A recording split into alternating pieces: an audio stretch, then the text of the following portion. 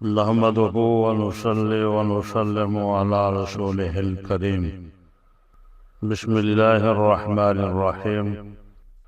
سامعین گرامی قدر، آج ہمارے لیکچر کا موضوع ہے امیر منائی کا شعر، خنجر چلے کسی پہ تڑپتے ہیں ہم امیر، سارے جہاں کا درد ہمارے جگر میں۔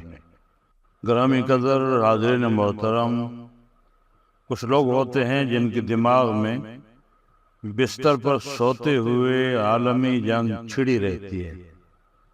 جنگ کے نتیجے میں ان کے معدہ میں زخم پیدا ہو جاتا ہے، انہیں بلڈ پریشر اور شوگر کی آزار لاحق ہو جاتے ہیں، واقعات سے وہ جھلستے رہتے ہیں، قیمتوں میں بڑھوتری ہوئی انہیں غصہ آیا، بارش نہ ہوئی وہ داڑنے لگے، کرنسی کی قیمت میں کمی آئی وہ مضطرب ہو گئے۔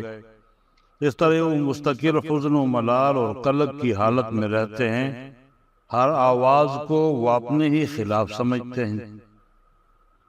میرا مشورہ یہ ہے کہ سارے جہاں کا درد لے کر مت پھریے، حادثات زمین پر ہوں آپ کی آنتوں میں نہ ہوں۔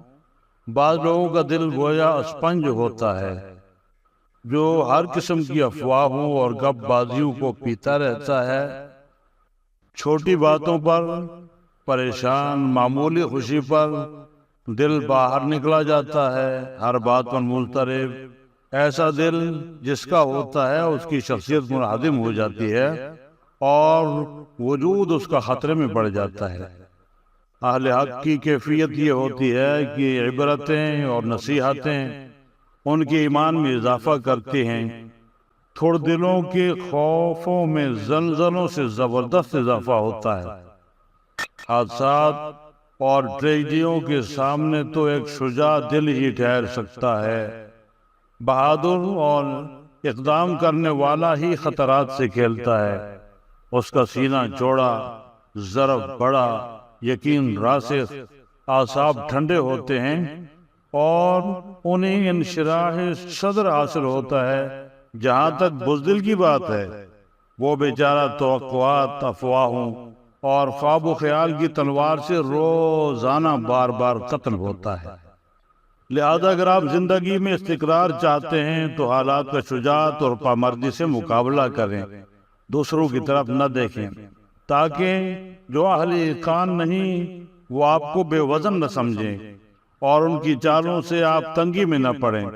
حادثات سے مضبوط تر بنیں، بحرانوں کی آندھیوں اور طوفانوں کے جکھڑوں سے زیادہ سخت ثابت ہوں۔